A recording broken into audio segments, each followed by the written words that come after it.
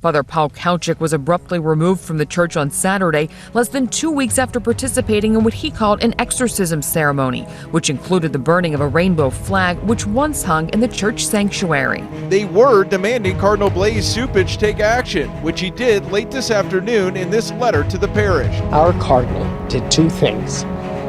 He stood with gay and lesbian people.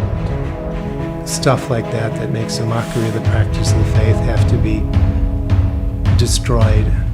Evil needs to be dealt with. A priest defies church leadership and burns an LGBTQ flag. Was told not to go ahead with plans posted in the bulletin to burn a rainbow pride flag that once hung in the church's sanctuary. The Archdiocese released a statement saying church leadership had contacted this pastor before, telling him he shouldn't burn the flag, but he did it anyway. Two vicar for priests in the vicar for priest office, they totally acted outside of any normal juridical process. Police would be called, and I would be forcibly removed from Resurrection Parish. So, Montalbano's gay vestments were destroyed by me in the fire pit. That pastor, Daniel Montalbano, would eventually be found dead in his rectory, hooked up to an electrical homemade masturbation device.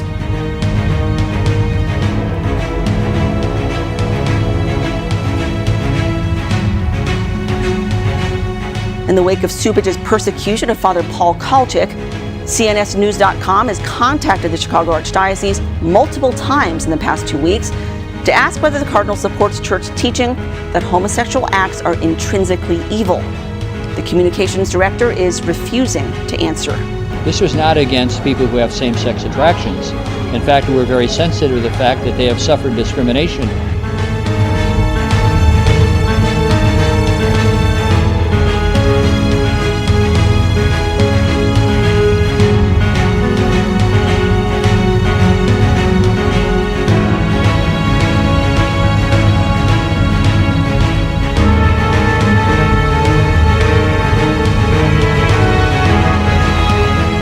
Do you think gay parents can be good parents? I think there are people not only who are gay, but many single people are good parents. I didn't want anybody using this debate to in any way demean or denigrate people who have same-sex attraction. The point that they're trying to make is that the child abuse problem we have is due to homosexuality. And my point was, whenever we talk about that, be careful, because the John Jay study said you cannot reduce this to one factor, even if there is male-on-male abuse that's happening, to a matter that it's caused by homosexuality. Because if you do that, what you're really saying is that homosexuals are more prone to abuse children than straight people. That's unjust. It's wrong. If someone is in a gay relationship, should they be able to have any leadership positions within a local parish? I think that if a person is in any kind of relationship that does not that is not a relationship that is open to the three promises of marriage, any kind of relationship outside of marriage, that is a cause of concern. But to make a blanket statement would be, I think, ignoring the fact that you have to make sure that you see where people are, and then you go from there. Well, first of all, I've known Jim Martin for a long time, and I appreciate what he's doing. He really is one of the, if not the foremost, evangelizer in the church today, especially for young people. I've been talking to Father Martin, whom I've known a long time, about coming to the diocese. I wanted to make sure that I affirmed what he was doing.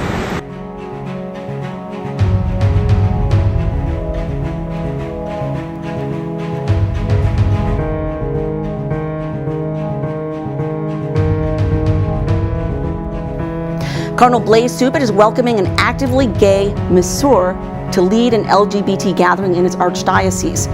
Father Michael Gieman, a member of the religious order known as the Servites and head of the Priory for Our Lady of Sorrows National Basilica in Chicago, is operating a monthly homosexual meetup. On social media, the priest calls himself a gay masseur who does, quote, man-to-man body work. He's a member of several gay meetups, including Men Cuddling Men and Nude Yoga Chicago, among many others. Following the Synod, because I want to get some clarification on that, it specifically deals with gay couples and whether they are eligible, so to speak, that may be the wrong term, to receive communion in the Catholic Church. When people are in good conscience, working with a spiritual director, come to a decision that they need to follow that conscience. That's the teaching of the Church. And so in the case of people receiving communion in situations that are irregular, that also applies. The question then was, does that apply to gay people? And my answer was, they're human beings too. They have a conscience. They have to follow their conscience. They have to be able to have a formed conscience, understand the teaching of the Church, and work with the spiritual director and come to those decisions, and we have to respect that. So when you say we cannot politicize the communion rail, you would give communion to politicians, for instance, who support abortion rights? I would not use the Eucharist, or as they call it, the communion rail, as a place to have those discussions, or a way in which people would be either excluded from the life of the Church. The Eucharist is an opportunity of grace and conversion. It's also a time of forgiveness of sins. So my hope would be that that grace would be instrumental in bringing people to the truth. It doesn't sound, though, like the type of thing where a bishop or a priest would be turning somebody away at the altar when they come forward for communion. Well, I think that when people come for communion, it's not up to any minister who's distributing the Eucharist to make a decision about a person's worthiness or lack of worthiness. That's on the conscience of those individuals. You attended the Second Synod on the Family and were very active in the discussions that led to the document the Pope issued, Amoris Laetitia. When that document came out, you called it a game changer. Why was this document from Francis a game changer? He's trying to get people to have the freedom, interior freedom in their life, to take responsibility for their life as they move forward. That is a game changer. Pope Francis offers in Amoris Laetitia a new way of relating to the families, to the lives of families today, by introducing a new set of hermeneutical principles.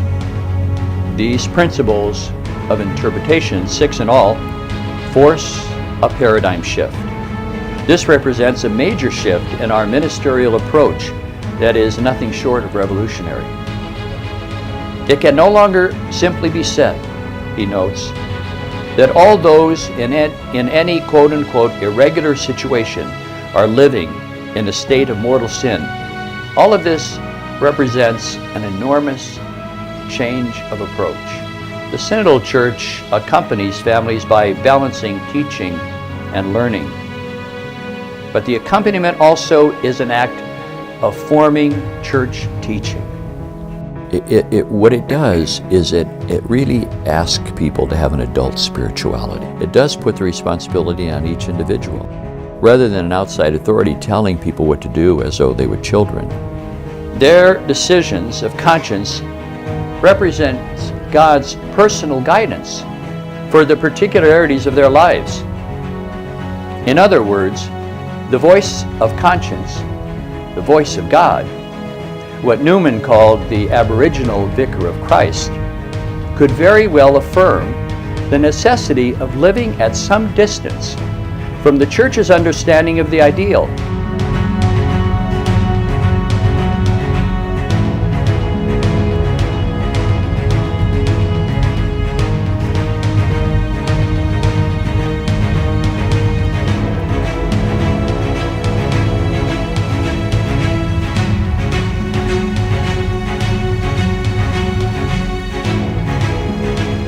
Young people are a sign of hope for us each and every day.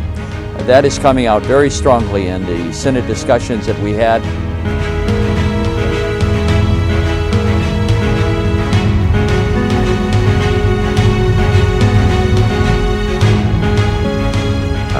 I was asked the question, what is the final document going to have to say to people who are homosexual, who have same-sex attraction, who have this aspect of their life? And my answer was, I think the whole document is something to say to everybody. So we wanted to make sure that people were included, and felt included by whatever we had to say. I am a product of the Second Vatican Council, and I often said that I wondered how likely it would be if the council didn't happen, if I would be a priest. But I can tell you this, that I was excited by the council, and I don't think that I would have been a priest if it were not for the Second Vatican Council. To say now, I've been a priest, I was ordained in 75, and lived through the aftermath of the council in many ways. I was in the seminary right after the council, and then I was a priest right after the council. So for me, I've never gone off course in terms of the values of the council. I've always tried to live them.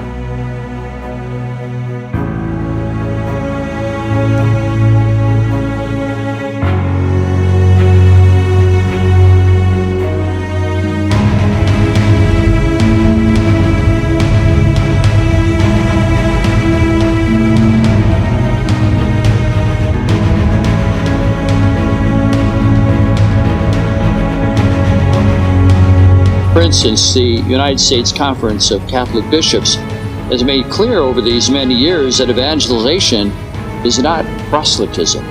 But note, our understanding of evangelization must always include a deep reverence for the religious freedom of every human being, which is their natural right.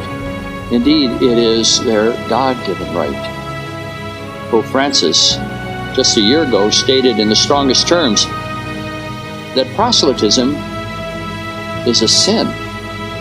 Sadly, mission efforts by Catholics and some other Christian communities have not always avoided these sins. Still others, and even in our day, deception is found in the presentation of Christianity to others. In concrete terms, this means that the Catholic Church neither conducts nor supports any specific institutional mission directed towards Jews. But I was just at the iftar with the Muslim congregation for Ramadan. He went into areas in which Christians could not go safely. He went into a mosque, prayed with the Muslim people, and then he invited the Muslim imam to come to the cathedral for the opening of the Holy Door for the Jubilee year.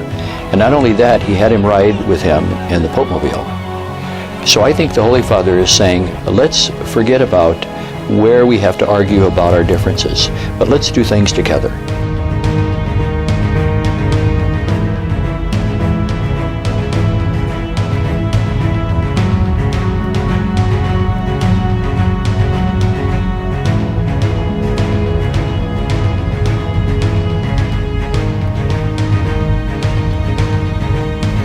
My hope and prayer as you continue this wonderful work in this prayer breakfast in the years to come, that you will continue to return here.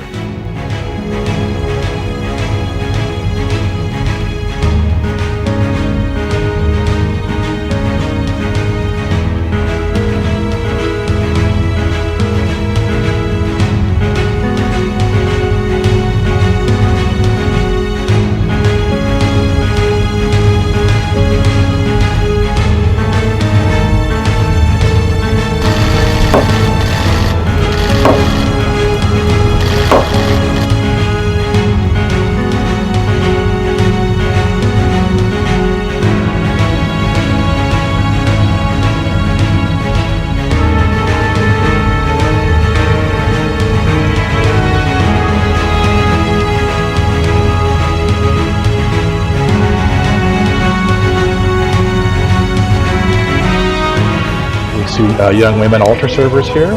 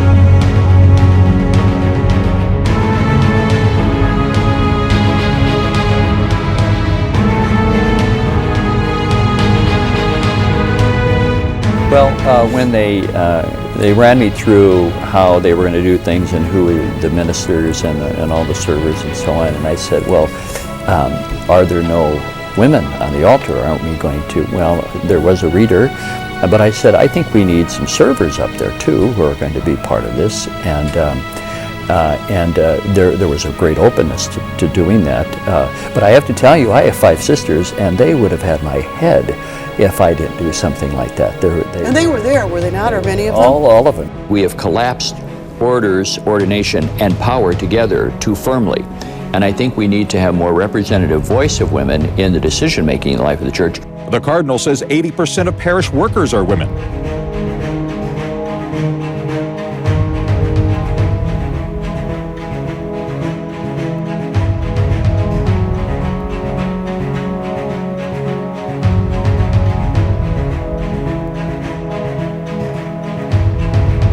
I just celebrated marked the commemoration of the 500th anniversary of the Reformation. We had 2 events just a week ago, and it was an opportunity for us to come together as a Christian community. Yes, this night, we remember Dr. King as a man of deep and committed faith. I'm putting together with the Interfaith Council here in Chicago a prayer service that is going to be scheduled, that is scheduled now for December 8th at 7:30 at the Cathedral. And we're inviting people of all faiths and none to come and pray with us. Some of the greatest Christians I know are people who don't actually have a kind of faith system that they believe in. I do learn from people who say they don't believe and yet are very good people. That's really what religions are about. Religions are about people of faith coming together in community to realize that their life is much greater than who they are. And the more that we can open opportunities for that, we surely can't bash people, criticize them, or condemn them. That's a non-starter as far as I'm concerned. We do not need to marginalize groups of people. We do not need to in any way tell people that they're excluded or that they're not American because of their faith or their ethnic background.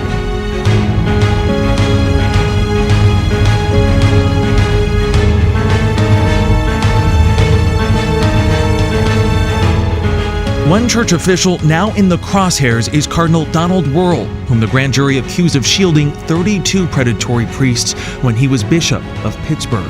There are calls for him to step down. Do you think he should? He's a man of good conscience, and so I will leave that to him. The Pope has a bigger agenda. He's got to get on with other things, of talking about the environment and protecting migrants and carrying on the work of the church. We're not going to go down a rabbit hole on this. The Pope knows we have a bigger agenda. We have to speak about the environment, about the poor. We have to reach out people who are marginalized in society. We cannot be distracted at this moment.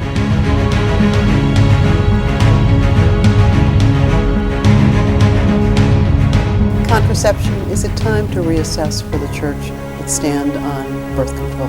Well, I think what we're hearing, especially from the Pope and so on, is that the teaching of the church with regard to openness to life and marriage, there is a constant. It's one of the promises that are made at the time of marriage.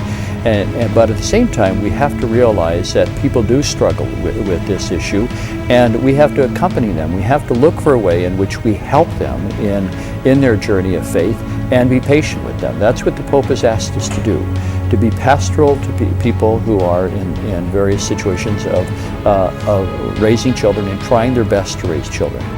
It is a matter of these high-powered weapons that are so easily accessible that anybody seems to be able to have.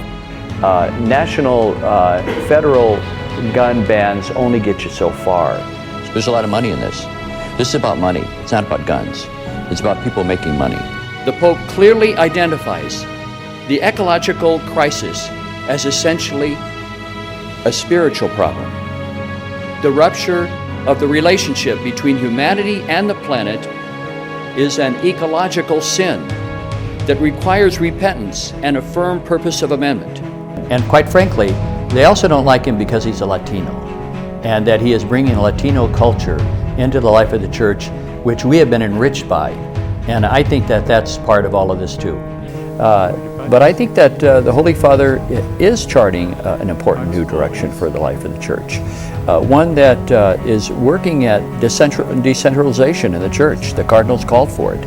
That is especially so as I now follow two great predecessors, Cardinal Bernardine and Cardinal George, both intellectual and spiritual leaders, but most of all, pastoral men, who both have been models of faith and trust in God and having to deal with serious illnesses as they valiantly continue to shepherd the people of God.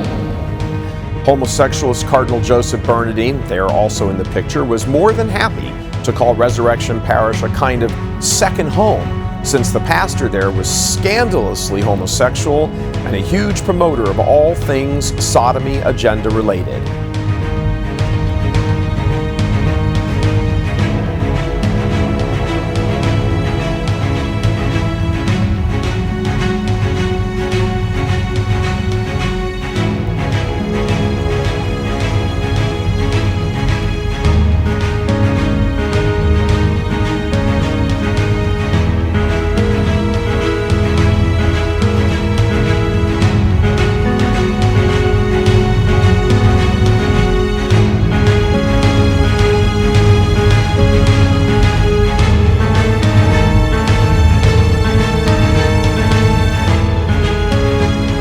Like Pope Francis, Archbishop Cupich considers himself a pastor first and a theologian second.